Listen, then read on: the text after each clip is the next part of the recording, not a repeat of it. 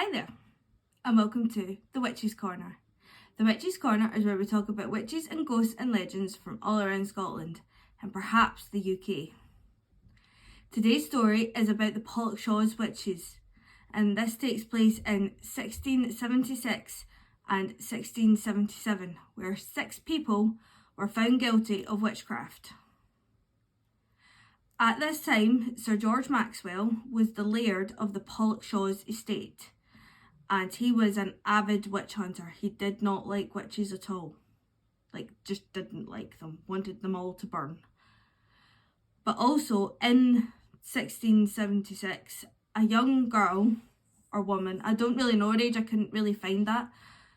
But I'm assuming she was a girl, named Janet Douglas, came to work at the estate. But the thing is, Janet Douglas was mute, she couldn't speak. And nobody really knew where she came from while she was working there. She made friends with Sir George's 2 daughters, and they were able to communicate with a very simple form of sign language, like symbols and stuff like that. Almost like a game of charades. Shortly after Janet Douglas arrived, Sir George was struck down with a mysterious illness, and all the doctors that he called couldn't diagnose him or treat him because they didn't know what was wrong with him. They didn't know how to fix it. His symptoms were a very, very high fever and severe pains in his side that made him bedridden. Janet Douglas was, when she was working at the estate, she obviously had some time off, and she spent that time with Sir George's 2 daughters, and his daughters conveyed to Janet that they were very, very, very concerned about their father dying. They didn't want him to die. And that's when Janet, I keep saying said, but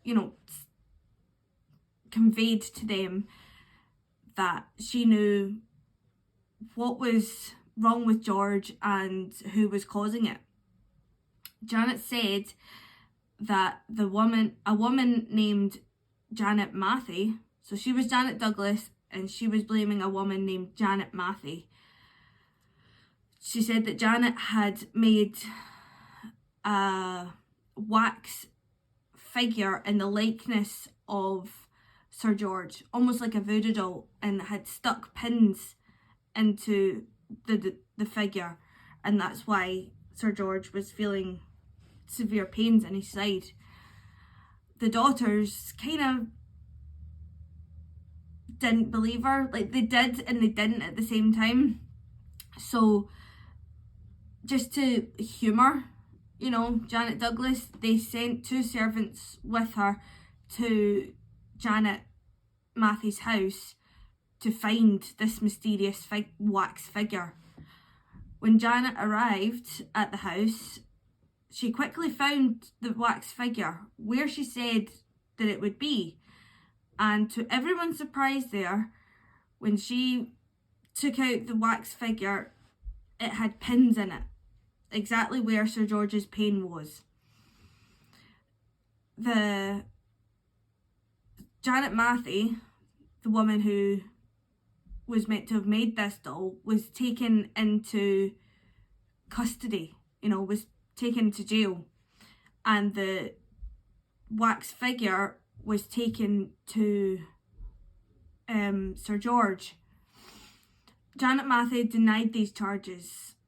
Again, she said she didn't do it, it wasn't her. Doesn't know anything about it, even though it was in her house. And she tried to say that she was framed by somebody. Now, we have spoken about this before. We've spoken about witch marks, like a mole or a birthmark or something along those lines. If you had one back then, it was deemed as a witch mark. Well, the Sir George brought in a specific expert on witch marks to examine Janet Matthew because she had denied being a witch. So he sent this guy in, he examined her, and he found a witch mark. So she was then guilty, she was put into prison, but she still denied everything. After the wax figure was found and Janet was jailed, the figure was destroyed and Sir George regained his health. But that wasn't to last. Only a few weeks, not even a month, a few weeks later, he fell extremely ill again. And this time it was much worse. And his family thought that he was not going to survive this. Janet Douglas, the mute girl, once again said that she knew exactly, what was doing this and who was doing it. And she said that this time, sorry, I had a dog here. I could feel it. She said that this time it was Janet Matthew's son, John Stewart, who had made, instead of a wax figure, she said that he had made a clay figure and stuck pins in it. And this time she said that he had hidden it underneath his mattress. So not so sceptical anymore about Janet Douglas. They quickly sent a group of men with Janet to search John Stewart's house. And when they got there, they searched the house. And again, underneath his mattress, they found the clay figure of Sir George with pins in it. John Stewart was then taken into custody along with his younger sister, Annabel, who was only 14 at the time. John denied everything, just like his mother. He said he didn't make the doll, he didn't have anything to do with the figure, he didn't know anything about it. Annabel, on the other hand, confessed under questioning. Now, remember when we've spoken about this before, questioning was basically torture. They would do the fingernail thing, they would do all the torture. So under questioning, Annabel confessed everything, and she was only 14. And she had said that she had been there in the house along with three different women, when the wax figures were present. Now these other women were Bessie Weir, Marjorie Craig and Margaret Jackson. Okay, so those were the three other women. There's Annabel, John and Janet Matthew. 6 people. If you didn't know that was 6. That's 6 people. John was examined, like his mother, for witch marks. And again, they found them. Now, it's not uncommon for like, not so much birthmarks, but for like freckles and stuff like that to like be passed down and, to their children. So that could have been what that was. But they found witch marks on John. So he was sent to jail with his mother and his sister. Margaret Jackson, one of the women that Annabel said was there, she was a frail old woman. She was 80. And back then, like, that was like a really, really old woman. Nowadays it's not so old, but it was really old woman back then. And when she was arrested, she confessed, like Annabel. She was just like, yep, it was me, I did it. And she was also searched for witch marks, and they were also found on her. But she threw her hands up and went, yep, it was me. The 2 other women, Bessie and Marjorie, they both denied the charges. And the 3 people who had confessed, Annabel, John and Margaret, sorry, I didn't say that. When John was being questioned about, you know, his witch marks and stuff like that, he confessed. He was just like, yep, you know what, you caught me. I'm not going to deny it anymore. You found my witch mark, you're like, that's it. Like, I'll confess to this. So 3 people denied it. Janet, Matthew, Bessie and Marjorie denied it. And Annabelle, John and Margaret all said, yep, but we did it. If that wasn't confusing enough, because it really confused me, all 3 confessions were all different. They were similar, but they were all different. Annabelle confessed that she had made a pact with the devil, and she had made the pact with the devil with her mother and Bessie's encouragement. She said that the devil had lain with her in bed and he had cold feet. That is a very strange detail. Annabelle also said that the devil didn't just lay or visit Annabelle once. He had visited several times and had given all the people in the house special names. I'm not going to go into the names because I don't know how to pronounce them, but the devil had given them all special names. Annabelle said that they were all present, all 6 of them were all present when the figures were made. And it was the devil that roasted the figure over the fire, which is what gave Sir George the high fever. And she said that the devil himself had placed the pins in the figure and then given it to her mother. That was Annabelle's confession.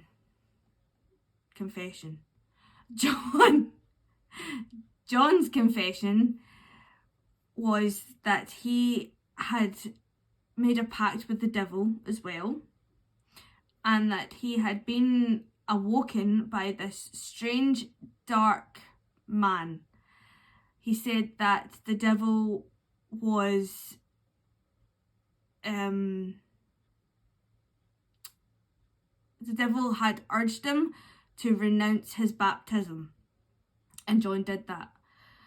John said that Bessie and Margaret and Janet and Annabelle were all present in the house when they were making the figures. Margaret Jackson, the old woman, confessed that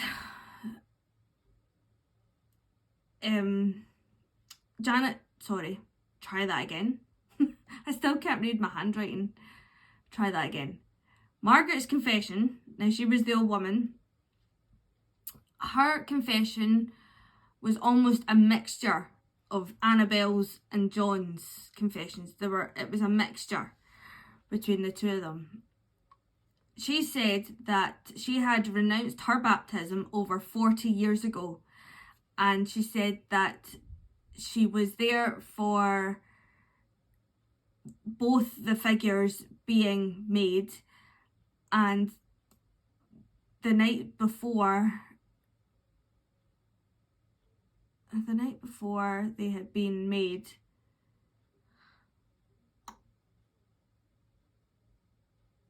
she confessed, sorry, I really can't read my handwriting.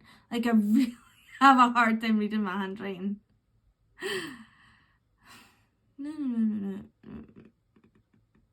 She said again that she had been awoken by a strange figure. She also said that she had lain with the devil beforehand, like in the 40 years that she had renounced her baptism. She said that, yep, I'll lie with you, which is very, very weird. She also said that the devil had also lain with Annabelle, just like Annabelle said. And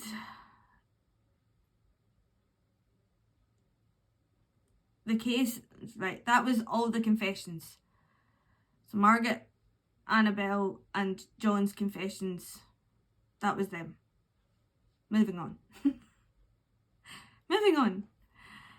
The case against the 6 of them was very strong, even though only 3 had confessed and 3 had denied. They were still all going to be charged with witchcraft. But the thing is, because Annabelle was so young at the time, she was given leniency. She said if she was baptised again, you know, and renounced the devil and stuff like that, then she would be spared her life, basically. But she had to spend the rest of her life, she would live, but she had to spend the rest of her life in prison. And that was kind of, I'd rather that than that. Well, I don't know. Back then, I don't know. What would you decide back then? Would you decide life in prison or, you know, dying quickly-ish? Quickly-ish. The others were all sentenced to death, as they were back then when they were convicted of witchcraft. In February of 1677, they were all hanged and then burnt in Paisley. Paisley's like another bit of Glasgow. But yes, they were hanged and then burnt. A lot of them were like that back then. A lot of them were hung and then burnt, or hung and then drowned. That was a thing. Now, remember who started all this? Janet Douglas, the mute girl. Well, after the 6 were convicted and the 5 were killed, she miraculously regained her speech. Like, what? How? How? Nobody knew how and why. And she was able to...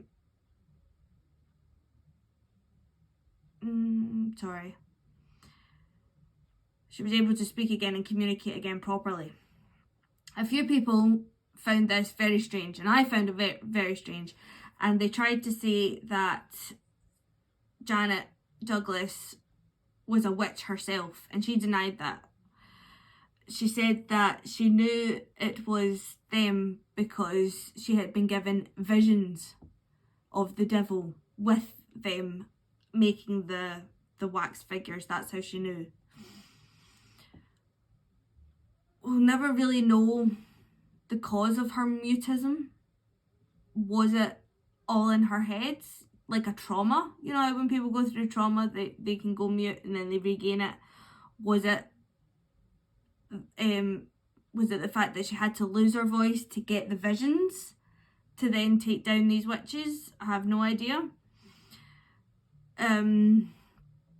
But she, over the next couple of years, she helped in the apprehension of other witches around Scotland. But then she helped, I really need to write neatly. I really need to write neatly.